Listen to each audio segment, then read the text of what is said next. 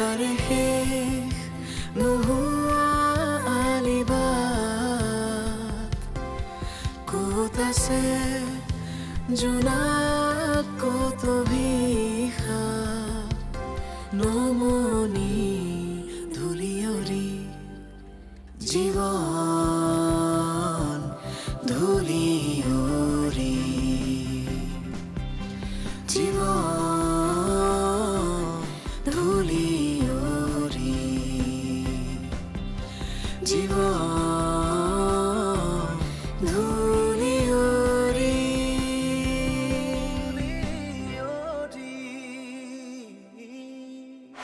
মই অলপ ওলাই যাওঁ ৰ'ব চাহ বনাও চাহ খাই যাব এই কাল সন্ধিয়াখন এনেই ওলাই যাব নালাগে মই ক্লেৰিফিকেশ্যন বিচাৰিছোঁ নেকি ৰাগিনী কৈছোঁতো চৰি সেই পুৰণি কথাবোৰ আকৌ নতুনকৈ দলিয়াবা ও গানেতি গোৱানা ও মা হাত বোলাই দিয়া না ও মা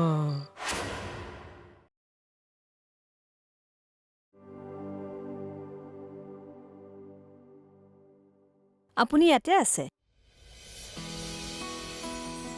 মানা কৰিলে নুশুনে ন এটানহে বেয়া পাইছোঁ পেলালো তো মদ খাই সেইটো কথাত মই আপত্তি নকৰোঁ কিন্তু এইবিলাক মই বেয়া পাওঁ ক'লে শুনিব লাগে আপোনাৰ যদি কিবা এটা হয় মোৰ কি হ'ব কওকচোন একো নহয় যেতিয়ালৈকে তোমাৰ মৰমবোৰ মোৰ লগত থাকিব তেতিয়ালৈকে মোৰ একো হ'বই নোৱাৰে আৰু মইতো তোমাক এৰি এনেও যাব নোৱাৰোঁ ল'ৰা ছোৱালী নোহোৱা অকলশৰীয়া মানুহজনী কাৰ লগত থাকিব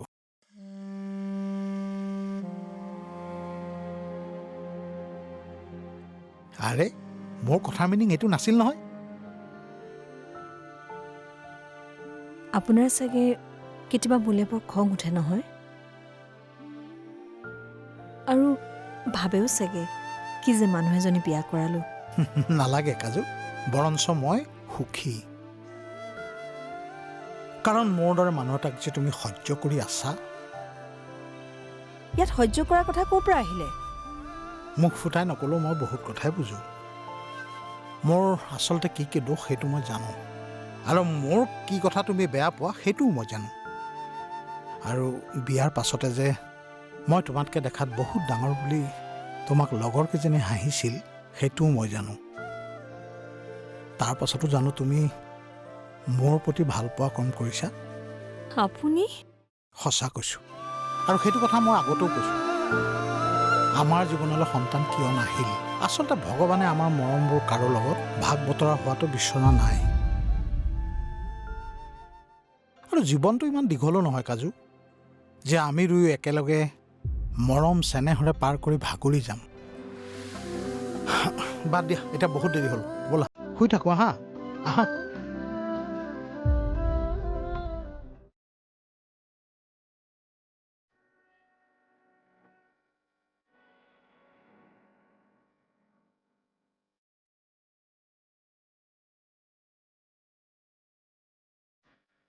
ৰাগিনী ৰাগিনী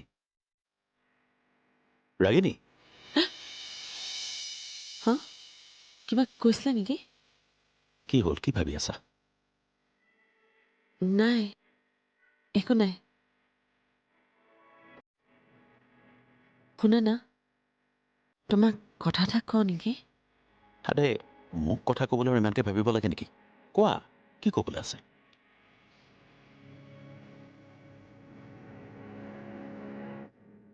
মোক লৈ তোমাৰ একো আপত্তি নাই নাই কিয় থাকিব লাগে নেকি তুমি যে মাজে মাজে কোৱা কথাবোৰ খুলি ক'ব লাগে মনটো পাতল লাগে কিন্তু কি জানা মনৰ মাজত থকা কথাবোৰ অসময়ত কৈ দিয়াৰ বাবে হয়তো কোনোবা এখিনিত মই মোৰ নিজস্বতা হেৰুৱাই দিয়া যেন লাগে চোৱা বেকাবেকি কথা মোৰ কোৱাৰো অভ্যাস নাই আৰু শুনাৰো অভ্যাস নাই যি ক'ব বিচাৰিছা চিধাকৈ কোৱা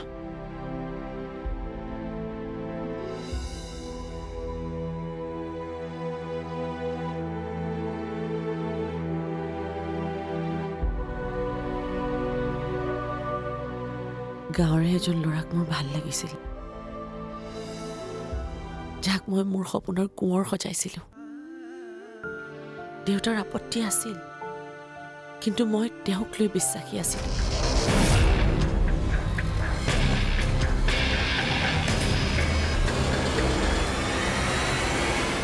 তুমি কোৱা কথাবোৰত ল'ৰাজনৰ কথা নাজানো, কিন্তু ভগৱানৰ ওচৰত মই ধন্য।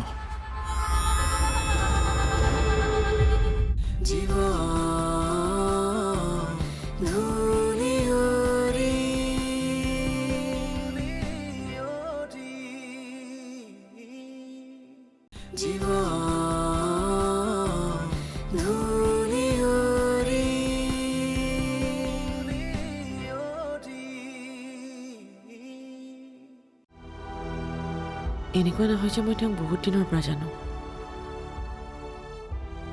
প্ৰায় 2-3 বছৰীয়া অলপ সময়। তাৰ মাজতে তেওঁক মোৰ ভাল লাগিছিল। আৰু এনেকুৱাও নহয় যে কেৱল মোৰহে তেনে হৈছিল।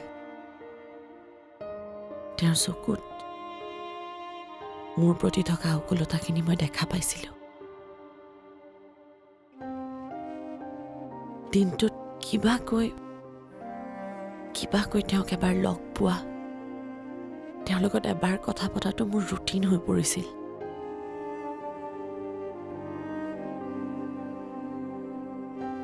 তাৰপাছত এদিন হঠাৎ তোমাৰ কথা কৈছিল ঘৰত। মই না কৈছিলোঁ তেওঁৰ কাৰণে, যাক মই মোৰ সপোনৰ কোঁৱৰ সজাইছিলোঁ। দেউতাৰ আপত্তি আছিল, কিন্তু মই তেওঁক লৈ বিশ্বাসী আছিলোঁ। আৰু এদিন ঘৰৰ পৰা একেবাৰে ওলাই গুচি গ'লো। কিন্তু তাৰ পাছত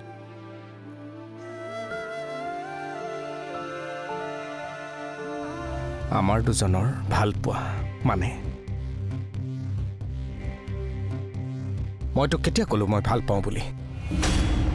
নীলদা, কেতিয়াবা কৈছো? নীলদা, তই ধেমালি কৰি আছ ন? একেবাৰে ধেমালি কৰা নাই। আৰু তোৰ লগত এই ৰাতিখন মোৰ ধেমালি কৰাৰ মনো নাই। তেনেহ'লে এইবোৰ ইমান দিনে এইবোৰ কি আছিল? একোৱেই নাছিল।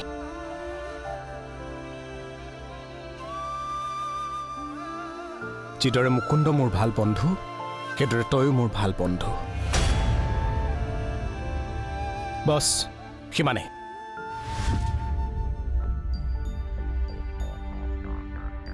দুদিন হাঁহি মাতি কথা পাতিলো বুলিয়ে, ঘূৰিলো ফুৰিলো বুলিয়ে সেয়া ভাল পোৱা কেতিয়াও হ'ব নোৱাৰে। তই ইমান পঢ়া শুনা ছোৱালী এজনী ইমান ঠেক মনোবৃত্তিৰ হবি মই কেতিয়াও ভবা নাছিলো। চা, এয়া মাত্ৰ আমাৰ বন্ধুত্ব।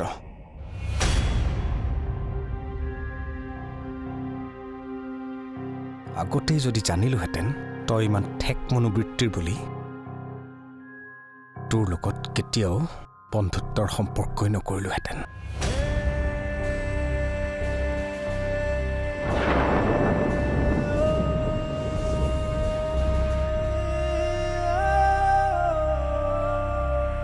যা, ঘৰলৈ যা, বতৰটো বেয়া হৈ আহিছে।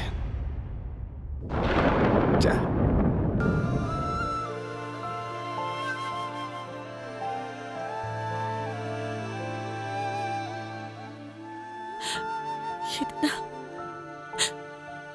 সেইদিনা তেওঁৰ দুচকুত দেখা আগৰ আকুলতাৰ সলনি বিশ্বাসঘাত,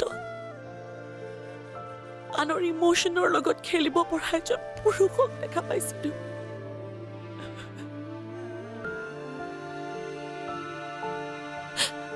তাৰপাছত খঙত, জেদত নে ভয়ত মই তোমাৰ লগত বিয়া হোৱাৰ সন্মতি দিলো। সেয়া মই একেবাৰে গম নাপালো। আৰু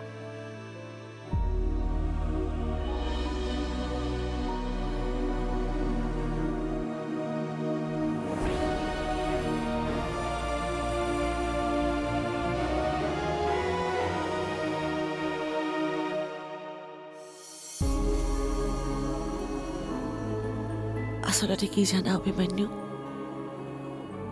ভগৱানে আমাৰ কাৰণে আমাৰ যোগ্যতাৰে প্লেন কৰি থয়, কিন্তু আমি মানুহবোৰে খন্তেকীয়া বস্তুৰ কাৰণে সময়ৰ আগত আকুৰ গোচ হৈ থাকোঁ।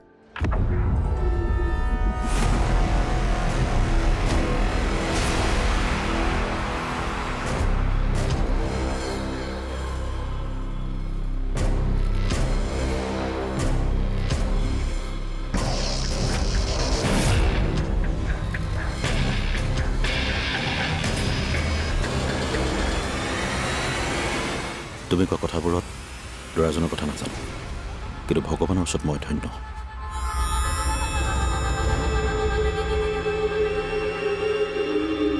ল'ৰাজনে অন্তত মোৰ কাৰণে ইমান এজনী ধুনীয়া আৰু মৰমীয়াল ছোৱালী এৰি থৈ গ'ল।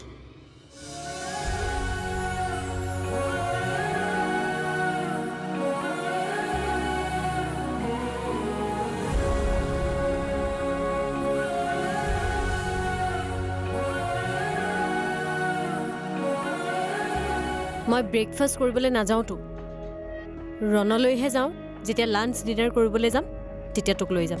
ৰাতি দেৰিলৈকে বাৰত মদ খাই বাৰৰ মানুহৰ লগত কাজিয়া কৰি শেষ নিশা ঘৰলৈ আহে, আৰু আহি ইয়াত অশান্তি কৰেহি।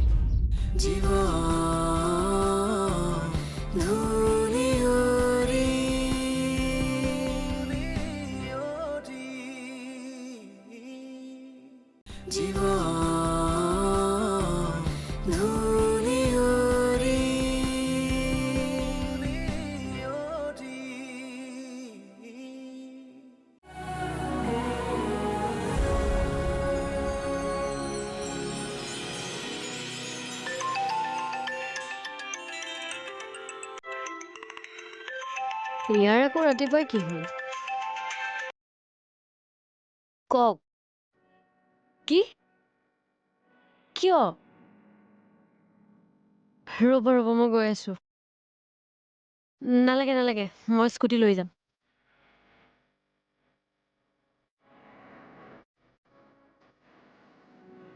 কলৈ যাওঁ?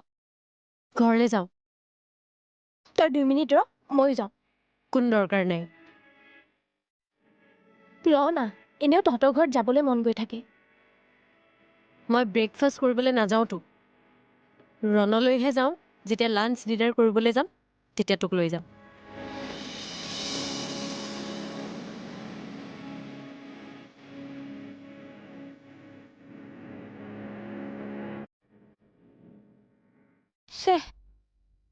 আকৌ বা কি হ'ল?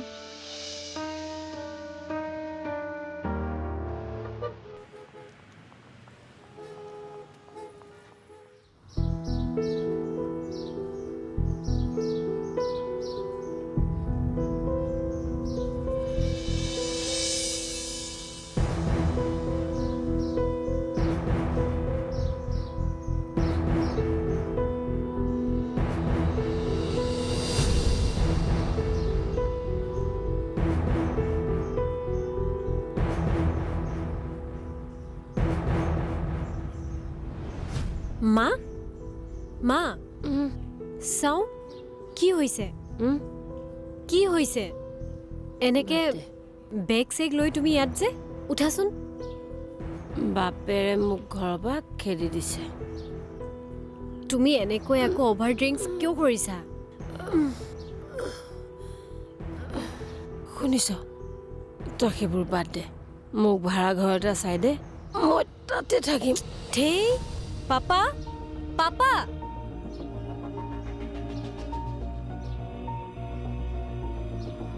তই খবৰ এটা নিদিয়াকে হঠাৎ ওলালেহি যে? নিজৰ ঘৰখনলৈ খবৰ দি আহিব লাগে বুলি মই নাভাবোঁ। মই সেইটো অৰ্থত হ'ব, তুমি যি ভাবতে নোকোৱা তাত মোৰ একো ক'ব লগা নাই। কিন্তু তুমি মাক এনেকৈ ঘৰ এৰি যাবলৈ কিয় কৈছা? চা মাজনী, তই কিছুমান কথা বুজি নাপাৱ। মই বুজিবলৈ চেষ্টাও নকৰোঁ। চকুৰে যি দেখিছোঁ তাতকৈ আৰু বেছি বুজাৰ শক্তি মোৰ নাই। এই মানুহজনীক লৈ মাত মাতি থাকিবলৈ তেওঁ কি কৰে তই জান? ৰাতি দেৰিলৈকে বাৰত মদ খাই বাৰৰ মানুহৰ লগত কাজিয়া কৰি শেষ নিশা ঘৰলৈ আহে, আৰু আহি ইয়াত অশান্তি কৰেহি মোৰ মান সন্মান সকলোবিলাক মাটিৰ লগত মিলাই দিছে মানুহে হাঁহে তাৰ পাছতো তই এইবোৰ ক'ৰ পৰা কেনেকৈ আৰম্ভ হ'ল মোৰ মনত নথকা নহয় মিষ্টাৰ বৰুৱা গতিকে এতিয়া যি হৈ আছে তাক সহ্য কৰিবলৈ শিকক সেইবোৰ অভ্যাস কৰিবলৈতো তুমিয়েই ঠেলি দিছিলা এতিয়া কিয় বেয়া পাইছা ঘৰত সদায় পাৰ্টি নতুন নতুন মানুহ মোৰ পৰীক্ষাৰ সময়তো এদিন যদি লেডিজ পাৰ্টি এদিন ফেমিলি পাৰ্টি আৰু এদিন আকৌ বিজনেছৰ পাৰ্টি এইবোৰৰ উৎপাতত ময়ো ঘৰত থাকিব নোৱাৰা হৈছিলোঁ এতিয়া যেতিয়া এইবোৰৰ পৰা দূৰলৈ গ'লোঁ এতিয়া আকৌ এই ধৰণৰ অদৰকাৰী কথা কৈ পেলাই তোমালোকৰ নাটক আৰম্ভ হৈছে ছি লাজৰ কথা তোমালোকৰ পৰা মই কি ছোৱালীৰ মৰ্যাদা পাইছোঁ যি মন গৈছে তাকে কৈ নাথাকিবি মাজনী সময় পৰিস্থিতিৰ লগত যে কথাবোৰ সলনি হয় সেই কথাটো মাৰাই জনাত দৰকাৰ তুমি বুজোৱা তেওঁক ভালকৈ দুয়োজনে একেলগে সময় পাৰ কৰা ইজনে সিজনৰ লগত মাতবোল নকৰাকৈ থাকিলে সমস্যাবোৰ সমাধান নহয় পাপা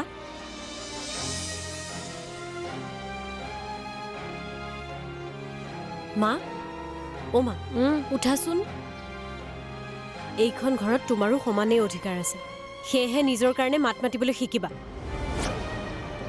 পাপা মই যেতিয়ালৈকে আছোঁ মাক যাতে এনে অৱস্থাত আৰু কেতিয়াও নেদেখোঁ উঠা নাটক শেষ নহয়